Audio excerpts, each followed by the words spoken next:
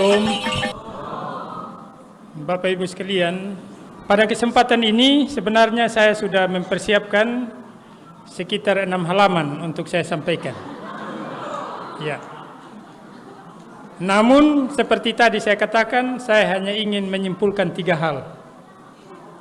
Yang pertama, Bapak Ibu sekalian, karena kegiatan ini adalah bertepatan dengan perayaan Hari Pentakosta atau Hari Keturunan Roh Kudus, saya coba refleksikan dihubungkan dengan Imamat pasal 23, bahwa saat keturunan Roh Kudus, saat perayaan Pentakosta di kalangan orang Yahudi, itu ada kaitan erat dengan pesta panen, yakni mereka harus mempersembahkan korban unjukan. Nah, unjukan itu punya makna memproklamasikan atau menyatakan tidak saja sekedar secara fisik, tetapi juga sebagai sebuah proklamasi tentang sebuah tindakan iman.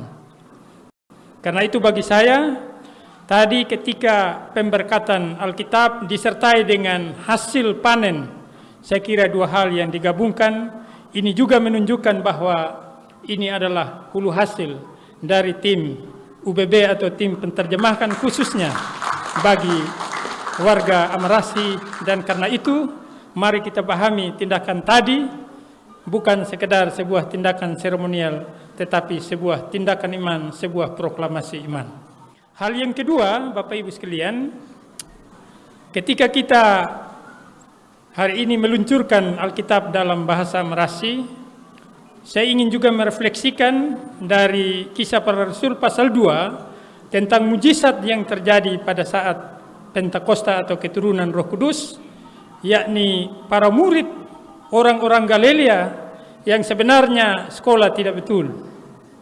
Mereka hanya nelayan, tetapi justru karena karya Roh Kudus mereka bisa berbahasa di dalam berbagai bahasa, dan bahasa itu bisa dimengerti.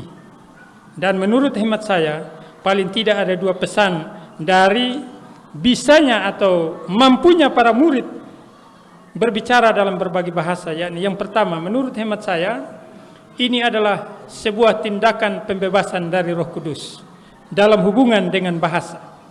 Kalau kita baca Kejadian pasal 11 tentang bahasa di Babel, justru orang tercerai-berai atau kacau balau, maka dipahami bahwa bahasa telah dikutuk oleh Tuhan, di mana manusia tidak lagi bersatu, tetapi mereka tercerai-berai dan kacau balau. Justru dengan peristiwa Roh Kudus, kutukan itu sesungguhnya telah diakhiri, dan manusia dibebaskan dari kutukan itu, bahwa memakai bahasa lain bukan lagi sesuatu yang tabu. Dan karena itu, Bapak Ibu sekalian, hari ini ketika kita meluncurkan Alkitab dalam bahasa Amarasi, maka itu juga kita katakan ini adalah sebuah tindakan pembebasan. Dan bagi saya, teman-teman UBB, tim terjemah, bahkan mereka yang mendukung adalah para pelaku-pelaku pembebasan. Dan saya harap kita yang hadir pada saat ini adalah juga orang-orang yang mau membebaskan diri dari berbagai kutukan dan berbagai perbudakan yang menimpa kita. Itu hal yang pertama, refleksi saya kaitan dengan bahasa. Yang kedua, dengan para murid bisa mempergunakan bahasa lain, juga mau mengatakan kepada kita bahwa tidak ada lagi denominasi bahasa yang kita bilang ada bahasa suci dan ada bahasa yang tidak suci. Ini penting saya katakan, karena ketika Alkitab diterjemahkan dalam bahasa Kupang, banyak polemik baik di media sosial maupun ya di koran-koran lokal Kupang, dan dianggap ini pelecehan terhadap bahasa suci, yakni bahasa Alkitab. Justru menurut hemat saya, hari ini ketika peluncuran dalam bahasa Amarasi, ini bukan sebuah pelecehan. Malah menurut hemat saya, ini juga mau mengatakan bahwa kita dibebaskan dari dominasi penjajahan bahasa tertentu terhadap bahasa lain yang dianggap tidak suci. Karena itu, Bapak Ibu Saudara-saudara sekalian, peristiwa hari ini adalah juga peristiwa berakhirnya denominasi satu bahasa yang menganggap diri suci terhadap denominasi bahasa lain yang dianggap tidak suci. Dan karena bahasa menunjukkan bangsa, ini juga merupakan tanda bahwa tidak boleh lagi ada denominasi bangsa-bangsa tertentu terhadap bangsa lain. Dan refleksi saya yang terakhir, hari ini tugas tim penterjemahan sudah berakhir.